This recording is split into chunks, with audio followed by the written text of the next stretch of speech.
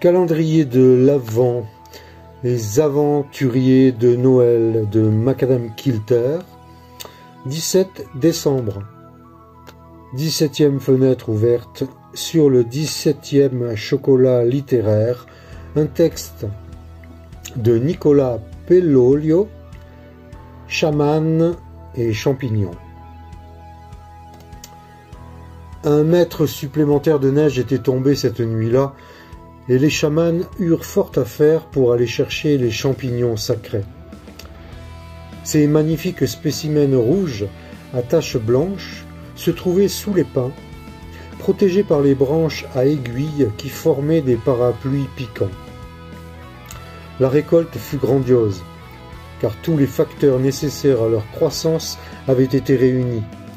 Un savant mélange de température et d'humidité, sans oublier l'élément secret. Celui-ci étant réellement invisible et secret, il est impossible de le nommer ou de le décrire. Mais s'il fallait donner un indice, on parlerait d'un corps terreux. Toujours est-il que les conditions optimales furent réunies et l'on assista à une véritable poussée d'acné terrestre. Les rennes, friands consommateurs de ces basidiomycètes et ne craignant pas leurs effets toxiques, s'en trouvèrent toutes émoustillées. Les deux femmes chamanes de la région durent faire plusieurs allers-retours dans l'épaisse couche blanche et froide pour rapporter dans leur hutte les divins champignons. « Accroche bien les chaussettes contenant les champignons, Yolanda, mais pas trop près des flammes, dit Carmen en lorgnant le feu crépitant. La petite apprentie chamane hocha la tête, ce qui fit bouger ses longues tresses noires. De véritables cadeaux rouges et blancs, dit-elle d'un sourire édenté. Sa dernière dent de lait venait de tomber, créant ainsi un espace béant entre deux molaires. Ce sont réellement des cadeaux, confirma sa mère.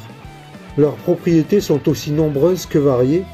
Mais attention, lave-toi bien les mains après les avoir touchés, car tant qu'ils ne sont pas séchés, ils sont toxiques. Tu n'es pas un renne, à peine un faon, petite. Yolanda gloussa et frotta ses mains dans une cuve de neige fondue. À propos, répète-moi les utilisations possibles du champignon, reprit sa mère. Cela te fera un bon exercice. La petite fille fronça les sourcils et son front se plissa sous la concentration.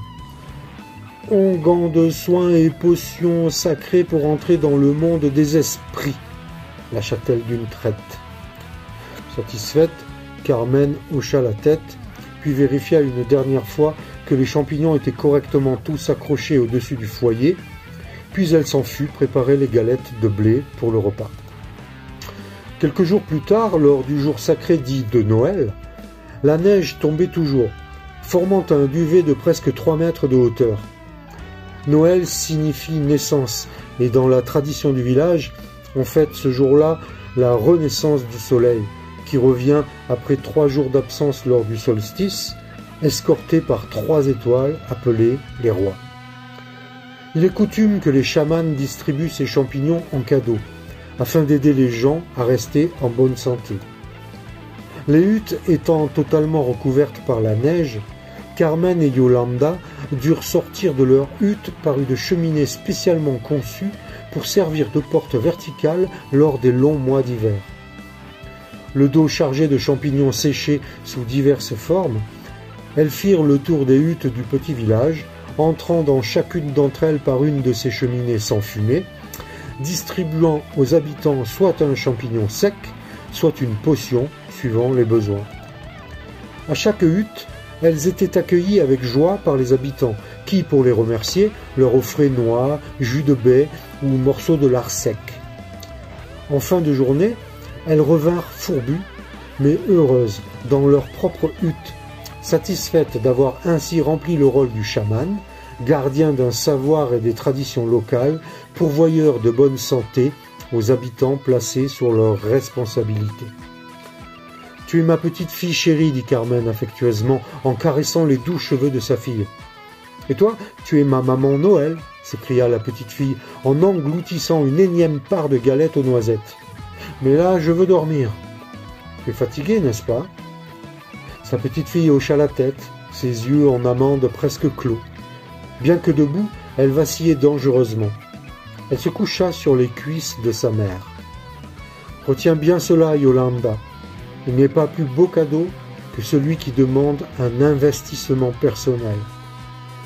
Carmen n'eut pas le temps de terminer sa phrase que la petite Yolanda dormait, un sourire aux lèvres.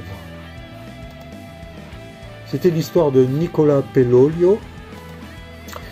Nicola Pellolio, né en 1974, d'origine italo-suisse, j'ai tour à tour exercé l'activité de professeur de français, directeur d'une agence d'événementiel de luxe, numérologue, tarologicien et thérapeute énergétique. Je me consacre actuellement entièrement à l'écriture. Si vous avez aimé l'histoire de Nicola Pellolio, si vous aimez le calendrier de l'Avent de Macadam Kilter, likez, commentez, partagez, enregistrez, suivez, abonnez-vous à Macadam Kilter, abonnez-vous à Nicola Pellolio. Et puis moi je vous dis à demain.